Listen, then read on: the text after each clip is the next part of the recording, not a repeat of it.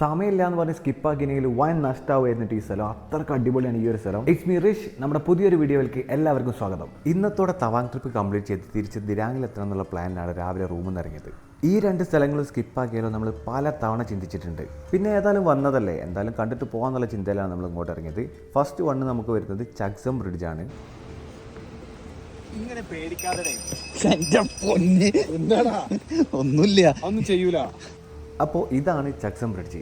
ഏകദേശം 14th സെഞ്ചുറിയിലാണ് ഇത് build ചെയ്തത്. ഇവിടുത്തെ നാട്ടുകാരുടെ വിശ്വാസം അനുസരിച്ച് ഇത് ദൈവങ്ങൾ ഉണ്ടാക്കിയെന്ന് പറയപ്പെടുന്ന ഒന്നാണ് കേട്ടോ.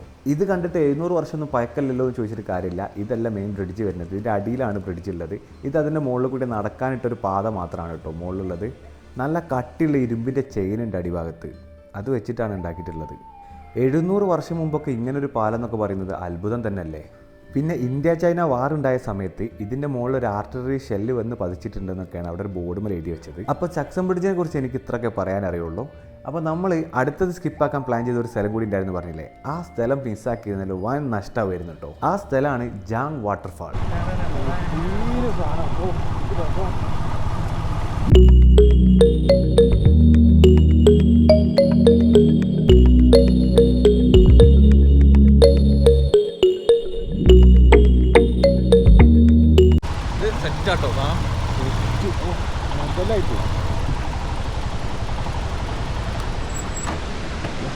തവാങ്ങിൽ നിന്ന് തിരിച്ചു വരുമ്പോഴോ അല്ലെങ്കിൽ തവാങ്ങിലേക്ക് പോകുന്ന സമയത്തോ കാണാൻ പറ്റിയ സ്ഥലമാണ് ഈ ജാങ് വാട്ടർഫാൾ. അതായത് ആ പോകുന്ന റൂട്ടിൽ തന്നെയാണ് വരുന്നത്. റൈറ്റിൽ കയറിയിട്ട് കുറച്ച് ദൂരം പോയി കഴിഞ്ഞാൽ ഇങ്ങനത്തെ സ്ഥലത്തെത്തും. പക്ഷേ ഇവിടെ നിന്നൊരു വ്യൂ എന്ന് പറഞ്ഞാൽ ഒരു മാരക സാധനമുണ്ടോ.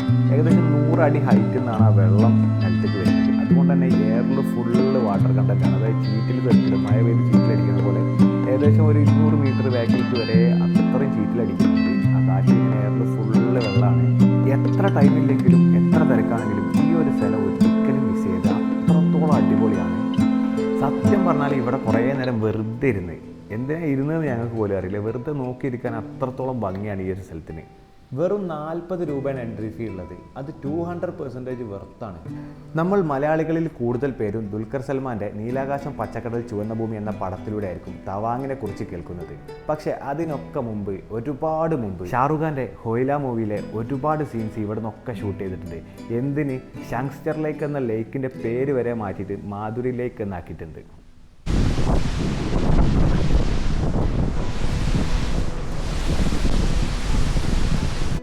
സമയം ഏകദേശം 4 മണി കഴിഞ്ഞിട്ടുണ്ട്. ഇന്ന് ഏതായാലും തിരിച്ചുപോക്ക് നടക്കില്ല.